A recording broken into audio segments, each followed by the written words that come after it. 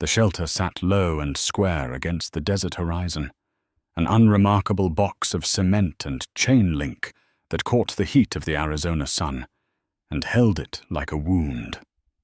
Inside, it smelled of bleach, wet fur, and defeat. Barking echoed through the corridors in unpredictable bursts, sharp, constant, desperate. But in the back, behind a locked gate labeled "Staff Only," the noise tapered into silence. Not peace, not calm, just the kind of silence you learn to fear. Room 4A wasn't meant for long stays. It was the holding wing, where the unplaceable animals went. The ones with history. The ones too quiet, too angry, or too damaged to fit into family homes or glossy adoption flyers. On the last row, third pen from the end, a small figure crouched low to the ground.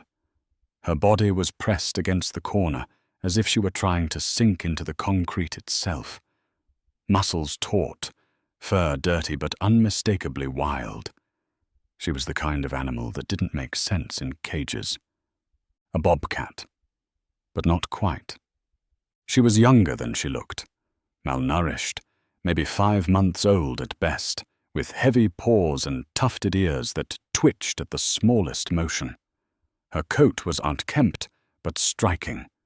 A dusty grey-brown marked with faded spots along her haunches, with dark accents painting her cheek lines and the edges of her sharp, wary eyes. Her tail was thick, flicking side to side, the black tip twitching every few seconds like a ticking clock. Her gaze didn't dart. It held. Not the gaze of something afraid, but of something waiting. Cold, coiled, intelligent. She hadn't eaten in 2 days. Not since they changed her cage again. New concrete, new smells, new voices on the other side of the chain link. She had been moved 3 times in as many weeks. First from the roadside where she was found, alone, shaking, ribs pressing against her skin. Then from the Flagstaff rescue, who thought she was an exotic hybrid until she bloodied the handler's wrist. Then from the private sanctuary upstate that kept her 3 days before declaring her unmanageable. No collar, no microchip, no one looking. A laminated paper was zip-tied to the cage. Unknown. Estant. Age, 5. Mosa. Behavioral hold. Not for public viewing. Do not attempt to touch. Ferocious. The woman on the morning shift called her Ghost. Not because she was pale, she wasn't, but because of the way she moved, soundless, expressionless, always just outside the reach of the camera. Other staff called her worse. Hellcat, psycho, liability. Even the vet wouldn't sedate her without gloves and a barrier. No one talked about euthanasia. Not yet. But it loomed, unspoken. At 8:53 a.m., the front bell chimed. Jack Rennon stepped into the shelter lobby with the careful gait of a man whose world had once been larger. He moved slowly, not because he was old, he wasn't yet 60, but because his bones carried time differently now. He wore denim faded by sun, boots dulled by years of dust, and a green flannel shirt with the sleeves pushed up over forearms, still strong despite the wiry frame. His hair was mostly grey, clipped short. His face looked like it hadn't smiled in a while. He hadn't planned to stop here, had driven past this shelter every Thursday for 6 months without turning in. But something had shifted this morning. Something brittle and quiet, like a branch snapping in a forest too still. "Can I help you?" the receptionist asked, glancing up. Jack hesitated. Then, "Just looking." She nodded, led him through the main kennels, pointing out puppies, older hounds, mutts with hopeful eyes and wagging tails. Jack listened politely.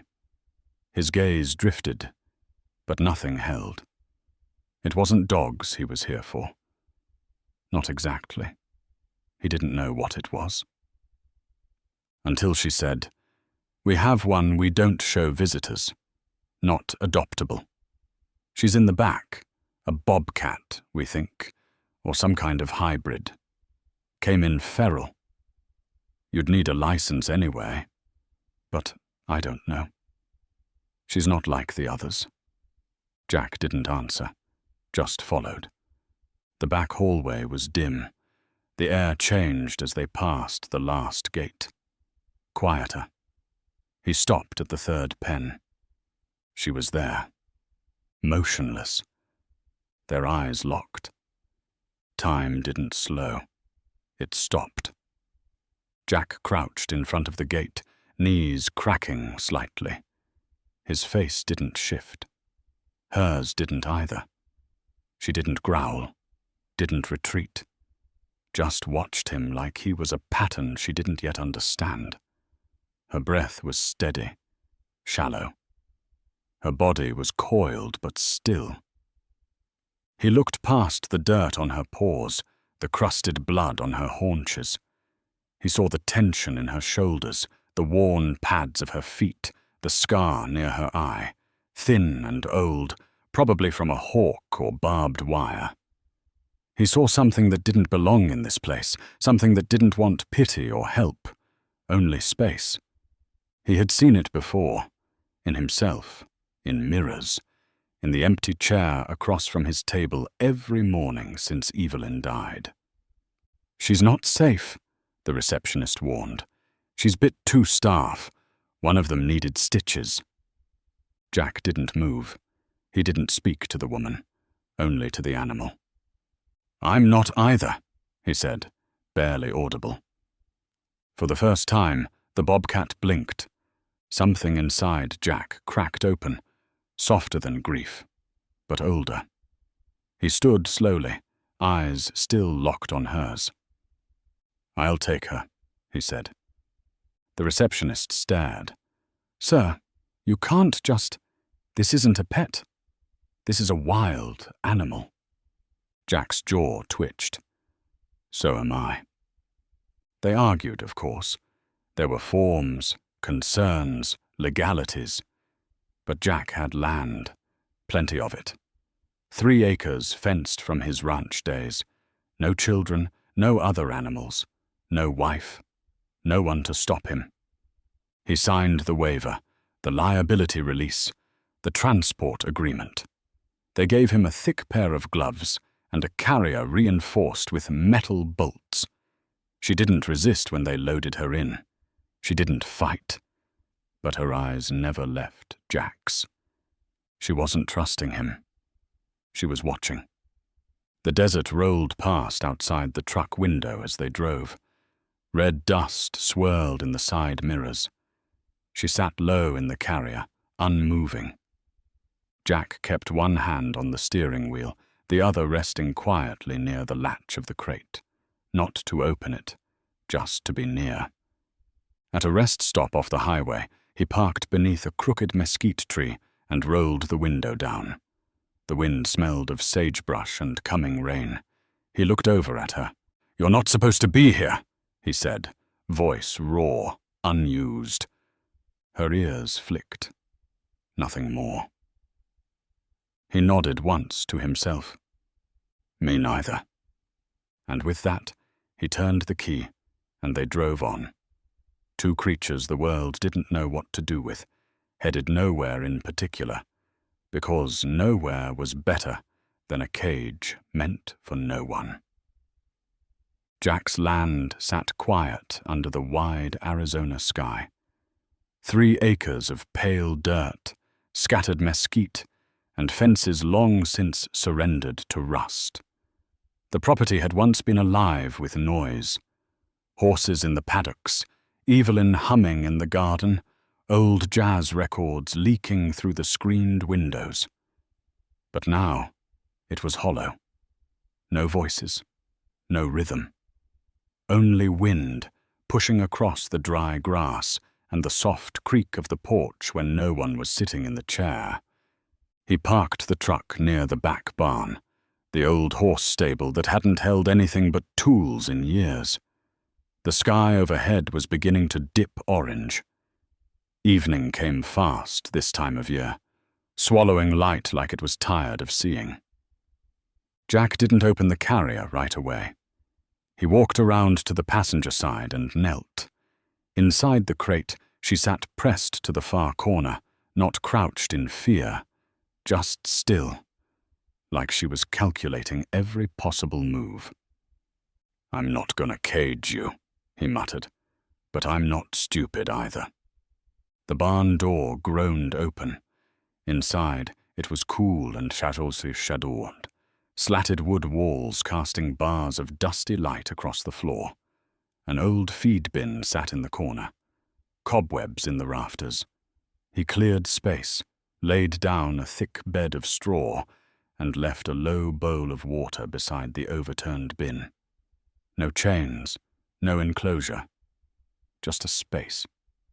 He lifted the carrier and set it inside. The moment the door unlatched, she exploded from it, not with panic, but precision. Her paws hit the straw in silence. She moved fast, darting behind the wheelbarrow before disappearing into the shadows near the wall. Jack didn't flinch. He closed the barn door behind him, but he didn't lock it. The latch swung loosely. That first night, he sat on the porch with an old thermos of coffee. The stars were faint, too much dust in the air. Somewhere far off, a coyote yipped once, then stopped. He could feel her out there, somewhere between the barn and the fence line, watching, testing. The next morning, the meat he'd left in the bowl was untouched. Same thing the day after. But the water was lower, and the straw showed drag marks. She hadn't left. Not fully. He didn't try to coax her, didn't try to pet her or speak. That kind of thing had never worked on Evelyn's wild rescues, and it wouldn't work here. Trust wasn't given. It was noticed, earned, and never named. Jack filled the water again. Left raw rabbit meat this time. Swept the front of the barn and left the door unlatched. On the fourth night, he stepped out around midnight and saw her. Not fully. Just the curve of her back arched against the moonlight, near the pump. She turned and vanished before he could blink. Still, he left the door open. He started spending more time near the barn. Not with her, just in the area. Mending fence posts, fixing the loose panel on the rain barrel, repainting the side of the shed, even though the paint had long since flaked beyond hope. She watched him, he knew.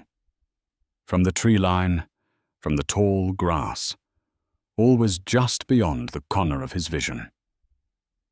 One evening, he lit a fire in the rusted metal pit behind the barn, sat in an old camp chair, feet stretched toward the warmth. He didn't look toward her hiding places, just played the small, battered guitar he hadn't touched in years. Soft notes, unfinished chords, nothing polished. Only memory moving through strings. She came within 20 feet that night, didn't approach, didn't eat the food he set down just off the porch. But her eyes reflected the firelight. She stayed until the fire died low, and Jack's fingers fell quiet. The first breakthrough came not with a gesture, but a pattern. Every morning her footprints circled closer to the house. Every night she sat farther from the barn and closer to the porch. Once Jack woke to find her perched silently atop the woodpile. She didn't move when he opened the door, just stared. The meat was always gone by morning now. The water bowl was nearly dry each day. One morning, Jack rose early, before the sky had decided on its color, The desert air was cold, pulling a shiver from him as he stepped onto the porch. He rubbed his arms, glanced out across the property. There she was. Not hiding, not stalking. Sitting. On the old well pump 20 feet away, posture upright, gaze fixed on him like he was the animal now. He didn't move. Neither did she. The world felt carved out of silence, just wind and dust and breath. Then slowly, she blinked. He blinked back. That was all. And it was enough. He started leaving the barn door open at all hours, not wide, just enough. She could come and go, sleep or disappear. He didn't follow her. He never tried to trap her inside. But she kept returning, always. She hunted small prey now, mice, quail, even a scorpion once. He found the carcasses placed neatly near the porch, as if she was feeding him. He didn't remove them right away. Let them sit. Let her know he saw. Jack found himself speaking again. Not often. Not to people. But to her. Little things, soft things, observations. "Storm's coming," he'd say, while tying up the shed door. Or, "You've got dust on your whiskers," when she sat by the fence line. He didn't expect responses, didn't need them. She started to come closer at dusk, still careful, still wild, but she'd sit near him as he drank coffee. Sometimes she'd twitch her ear toward him, a small concession that she heard, that she stayed anyway. He didn't give her a name. He refused to, because to name her was to own her, and she was never his. She was herself, entirely, fiercely, and the bond growing between them had no place for collars or commands. It was built in silence and presence, in shared wordless grief. Because Jack was grieving still, not loudly, not the kind of mourning that spilled over into phone calls and casseroles. His grief was the quiet kind, folded into habits, stitched into the lines of his face. He still set the table for two, still looked toward the bedroom, forgetting for half a second that it stayed empty. Still heard Evelyn's voice in the back of his mind when the wind picked up just right. But when the bobcat circled the porch, when she lay in the shade of the juniper, when her eyes found his and didn't flinch, something in him loosened. The kind of pain that had calcified began to crack. And he didn't try to fix it, didn't try to fill the silence. He let it echo. Because maybe the point wasn't to forget or to move on. Maybe it was simply to witness each other, two creatures learning how to stay even after being left. One night, as the sun sank into a pool of red behind the hills, she came close enough to touch. Jack sat on the porch with his boots in the dust, hands quiet in his lap. She approached slowly, not in a line. She circled first, eyes flicking from him to the barn and back again. Then, step by step, she came forward until she sat less than 3 feet from him. He didn't reach out. She didn't offer anything. They just sat. The night fell around them in layers, first the color, then the breeze, then the stars. The desert pulsed with crickets and distant howls, and still they sat, together. Not touching, not taming, just not alone. The morning air was sharp, dry, and full of silence. It wasn't the peaceful kind. It was the kind that hangs just before something cracks. Jack noticed it first in the stillness of the birds. Usually, the desert had its sounds, even in the far corners of his land. Quail scuttling underbrush, sparrows calling from mesquite branches, wind rustling rabbit brush. But that morning, there was nothing. Just the creak of his boot leather and the soft scuff of dirt beneath his heel. The sun had just cleared the ridge when he saw the blood. It was splashed low against the thorns of a prickly pear, dark and rust-red. Not much, but fresh. Still wet. Jack crouched beside it, eyes narrowing. Beside the cactus were drag marks, irregular, like something had limped. He followed them. At first he thought maybe she'd taken down her first large kill. Maybe a rabbit, maybe a hare that had fought harder than usual. But the tracks weren't right. The scuffs were jagged, the spacing too wide. He found the rabbit 30 yards later. Dead. Not eaten. Not torn open like prey. Its neck was broken. Its hind leg bent at a grotesque angle. There was wire embedded around the foot. A snare. Jack's mouth tightened. His land backed into federal grazing allotments, remote, unregulated corners of canyon where few people went, but poachers sometimes passed through. Most traps were illegal. Some were old, forgotten things left behind by men who no longer lived. But all of them were cruel. And now, one of them had caught her. He stood fast and moved through the brush like a man 20 years younger. His hand gripped the fence post at the edge of the property, vaulted over it, and dropped into the arroyo on the far side. The dry creek bed twisted, narrowed, then opened again near the base of a boulder. He spotted the glint of rusted wire first, then the shape near it. She was lying on her side, flanks rising unevenly. Her ears were flat against her skull, and her tail lay limp. One hind leg was caught tight in a loop of barbed wire, twisted into a snare. It had cut deep, slicing into the skin where blood pooled into the sand. Every time she breathed, it came with a shudder. "God," Jack whispered. "No, no." She stirred when he stepped closer, tried to pull back, but the wire held, and the movement only made it worse. She yowled, low and guttural, the sound punching into Jack's chest like a nail. "Easy now," he said. He dropped to his knees, the rocks tearing into his jeans. His fingers hovered over the snare. She didn't bite. She didn't growl. She looked at him, not with panic, but desperation. He had seen that look before, in Evelyn's eyes in the hospital, moments before she slipped into unconsciousness for the last time.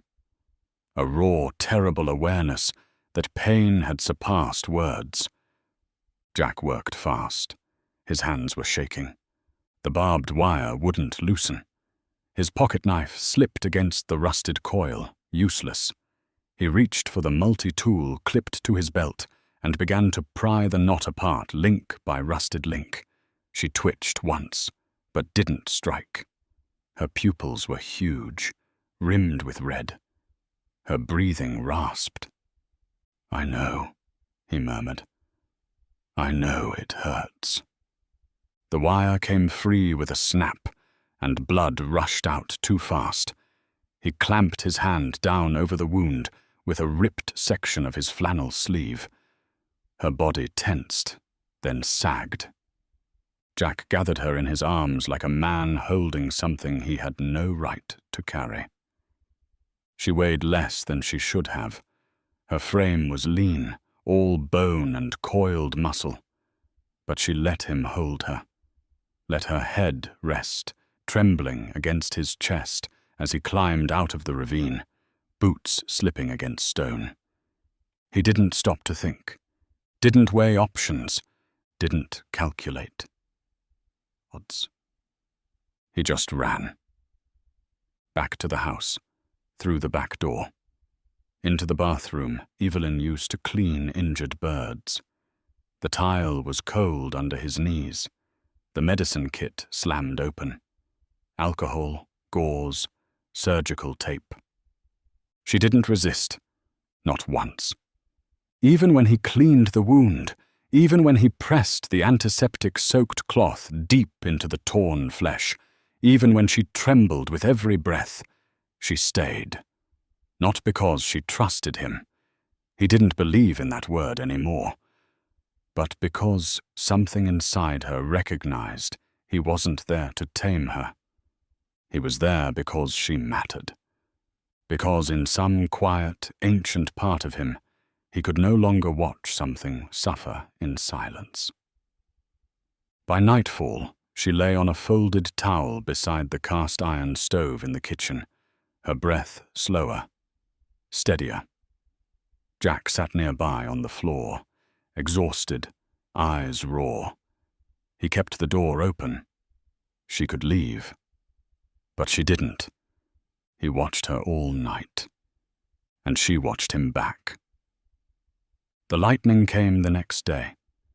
Dry thunder rolled over the hills like a drumbeat, and the wind turned strange, hot and quick, pushing down from the mountains in ragged bursts. Jack stepped onto the porch and smelled smoke before he saw it. A dark curl rising beyond the ridge. Not far. Not far enough. He moved fast, heart slamming in his chest. There hadn't been rain in weeks. The land was brittle. One spark would take everything. He rushed back inside, checked the wound, saw she was asleep, then stopped. The crate. He had built it days ago from the leftover wood and fencing, big enough for her to lie down, safe enough to move her if needed. He grabbed it now, lined it quickly with fresh towels, scattered in straw, added a dish of water. When he returned to the kitchen, she was gone. The towel was wet with blood. Her tracks trailed across the floor and vanished out the open back door. Jack froze, then bolted. He ran towards the barn, toward the ridge, toward the place where the wind tore through mesquite like teeth. Smoke thickened fast. The sky turned dark. "Where are you?" he shouted into the wind, his voice hoarse, useless. No answer. He searched the property, calling low, scanning for movement. He checked the tree line, the boulders, the shed. Nothing. Then the fire crested the hill. A wall of red-orange light, devouring brush, licking across the dry tops of acacia trees. Ash lifted into the air like snow turned evil. He fell back, panting, heart ragged. There was no time left. Jack made the choice. He opened every gate on the land, barn, chicken run, tool shed, anything that could shelter a creature. He left water in every bowl, left meat in every corner, left the crate door open. Then he took the old truck, the guitar, and a satchel of photos Evelyn had kept near the fireplace, and drove. Drove away from everything he hadn't had the strength to rebuild. He didn't speak the next day, didn't answer the ranger's questions, didn't correct the clipboard when it labeled him evacuee. No dependents, no pets. He slept on a cot in the school gym, the ceiling lights flickering above like bad stars. The walls were covered in posters, lost pets, missing livestock, emergency contacts. No one had reported a bobcat. No one ever would. By the time the fire was declared contained, the damage was done. His land was black. The barn had collapsed in on itself. The fences melted. His porch turned to ash. There were tracks near the creek bed. Coyotes. Deer. And, faintly, something smaller. But she was gone. The fire line stopped 50 feet short of the creek bed. It hadn't been luck. It was geography. The rocky basin didn't burn the way dry brush did. Still, the smell of scorched earth clung to everything. For 3 days, Jack stood at the edge of what had once been his property, boots sinking into blackened dust, staring into a landscape that no longer made sense. The trees were skeletons. The barn was a charred heap. The fences twisted like bones in the dirt. Nothing had color anymore. Not the skin, not the ground, not the world inside his chest. Ash was everywhere, and where there was no ash, there was silence. She was gone. The bobcat. The girl who had trusted no one, then trusted him just enough to stay close. The one who curled against the barn door some nights, not inside, but near. Close enough to hear his guitar, close enough to know he hadn't left her, until now. He hadn't seen her body. That was something. He told himself that. But there were no signs of life either. No fresh tracks, no bloody prints.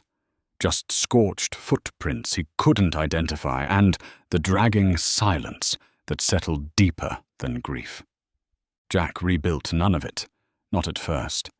Instead, he walked.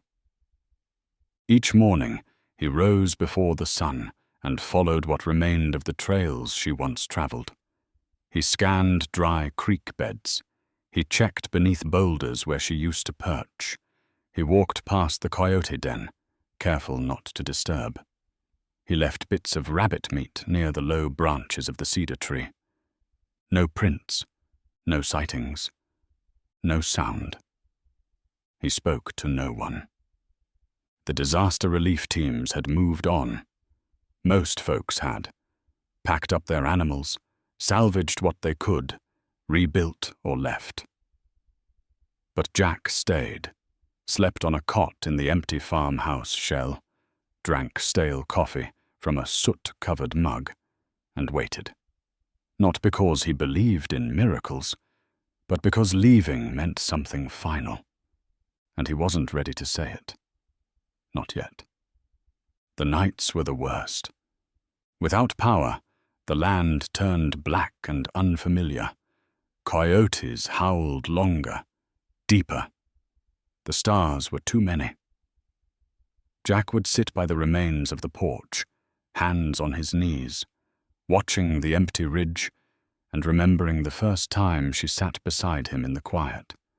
Neither of them touching, neither of them alone. "Where'd you go?"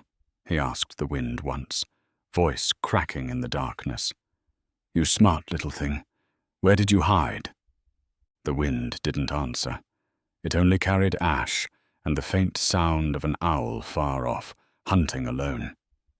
2 weeks after the fire, the rains came. Not much. Just a half-hour storm that washed through the valley like a breath finally exhaled. The soot ran down in grey streaks. The creek filled for the first time in months. Jack stood in the doorway of what remained of the house, letting the water hit his face, letting the dirt smear across his boots. The next morning, he found tracks. They were faint, half-moon shapes pressed into soft earth. Bobcat. Too small for adult males. And they were fresh. Just hours old. He crouched slowly, pulse thudding. She was alive. Somewhere beyond the ridge, she had found a way to survive. Jack followed the tracks west, through the shallows of the creek and up into the high brush. She was smart, too smart to travel in straight lines. He lost her trail more than once, picking it up again near the old cattle fence that marked the end of his land. Beyond that was Bureau of Land Management territory, untouched, endless.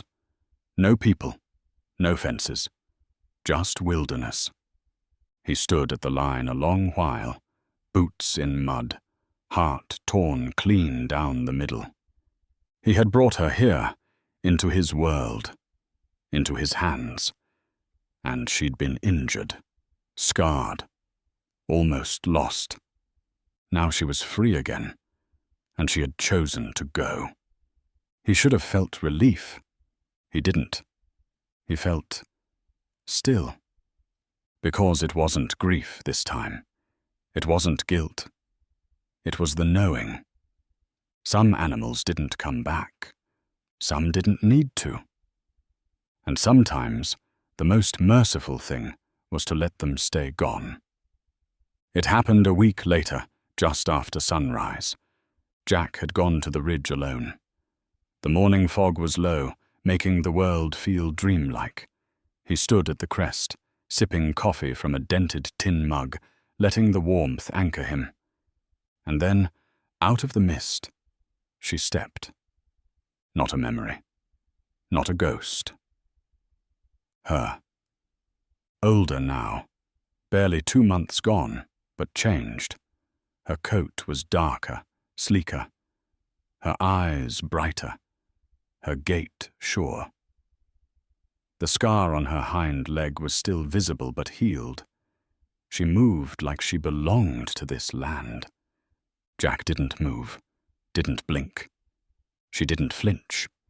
She stopped 6 feet from him. Stared. Her ears flicked once, then she sat. Not close enough to touch. Not far enough to be forgotten. She was herself, entirely, fiercely, still wild, still watching, still her. A moment passed, then she stood and walked past him, shoulder brushing the grass, tail low and swaying. She didn't look back. She didn't need to. He exhaled, long, slow. Something loosened in his chest, something heavy, something clenched so long he'd forgotten what it felt like to breathe right. He let the moment settle, then turned and walked home. That night, he lit a small fire near what remained of the barn. He played the guitar, slow, halting chords that didn't follow a song, but still meant something. The fire popped softly. The air was clean for the first time in weeks. She came again, just before midnight. She didn't approach the fire, didn't take food. She sat in the dark, watching. And Jack kept playing. He played for Evelyn, for the silence, for the scar on a leg that had healed. He played because something remained. Because something had chosen to return, not out of need, but recognition. That was all. That was enough. The days grew shorter. December slid in with a quiet kind of gravity. The air colder now, the desert less forgiving. Jack didn't decorate the porch that year. No wreath, no lights. But he kept a fire going most nights, low and steady in the rusted pit just beyond the ruins of the barn. He didn't rebuild, not in the way most would. The house remained half-gutted, black soot still rising from the beams that had once held the roof over Evelyn's kitchen. The barn was unsalvageable. Its bones creaked and shaked in the wind like it still remembered the fire. The fences were gone too, peeled back like dead skin. But Jack stayed.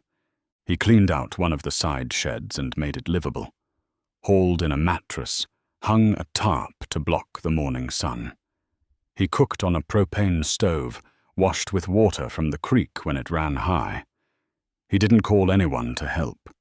He wasn't waiting for rescue. Some lives aren't rebuilt. They're repurposed. He saw her again that first week of December. Late evening. He was sitting on the porch steps, just 2 charred planks of wood now, eating a plain sandwich and watching the stars ease into place. The sky had turned cobalt. The wind pushed low through the grass. She emerged from the juniper trees like part of the night itself. No sound, no drama, just presence. She walked to within 10 feet, sat, stared. Her ears twitched toward the wind, then back toward him. "You came back," he said softly. She blinked, didn't move, didn't run. That night, he played the guitar again. She didn't come closer, but she didn't leave either. And when he laid down near the fire and stared at the stars until his eyes blurred, he could still feel her there, watching, staying. It became a rhythm, not a routine, not something so domestic. A rhythm. Some evenings, she'd be waiting near the tree line when he walked the fence.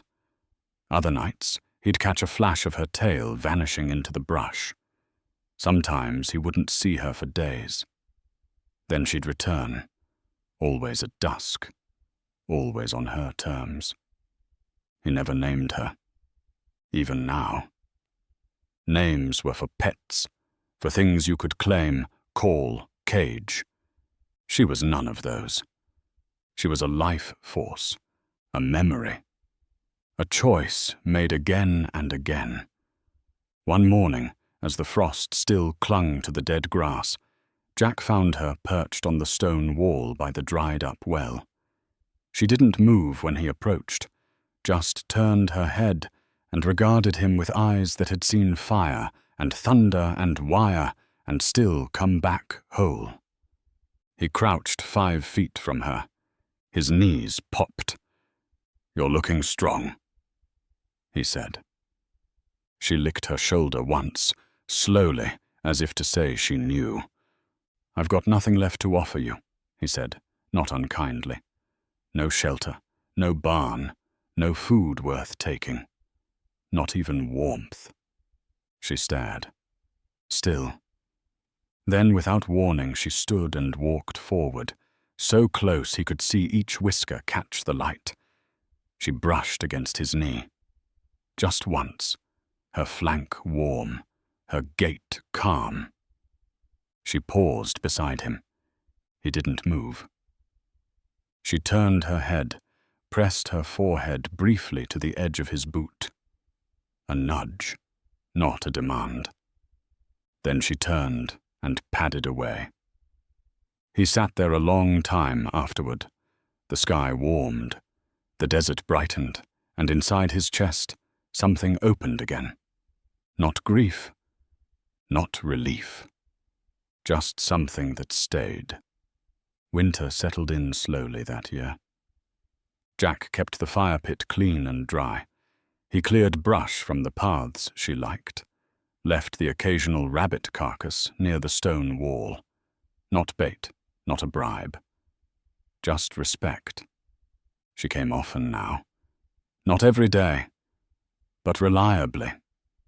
Sometimes she'd rest beneath the broken porch steps while he played guitar. Other times she'd sit atop the woodpile and blink slowly, as if cataloguing his every breath. He talked more now. To her. To Evelyn. To the fire. The words weren't loud, weren't polished, just spoken. "I still don't sleep well," he said once. "Still wake up expecting her voice." She flicked her tail. He smiled. "Not yours. Evelyn's." Another time, as the wind howled through the canyon, he said, "I think I started to die when she left. Not suddenly, just a little every morning." The bobcat didn't move, but she stayed. And sometimes, when he fell silent, she crept closer. Not to be touched, never touched, just to be near, just to exist in the same space. And that, he realized, was more healing than all the words in the world. One spring morning, months after the fire, Jack stepped out and found her sitting beside the rusted gate at the far edge of the property. Not alone. Beside her, half buried in brush, was a smaller figure, another bobcat, young, maybe 4 months. Wide eyes, thinner limbs, too cautious to come forward. The kitten looked up at Jack, then at the adult, uncertain. She didn't run. Jack stood still. A long breath passed. The adult bobcat, the one who had once trusted no hands, no cage, no name, looked at him. Not for permission, not for help, just acknowledgement.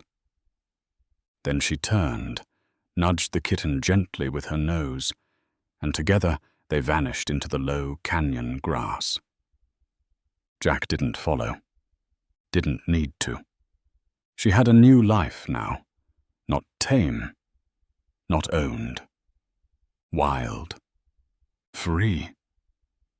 And something in him healed for real that morning. Not all at once, not suddenly. But piece by piece, the way earth does after fire. Because some losses make room for arrivals, and some bonds, even unspoken, never break. That summer, tourists drove past Jack's land again. Some stopped, asked questions, offered to buy what remained of the ranch. He refused every time.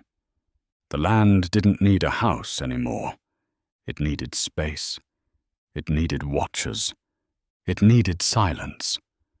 And in that silence, something survived. Not a pet, not a possession, but a presence. A wild, weathered thing who taught an old man how to stay. And how sometimes that was enough.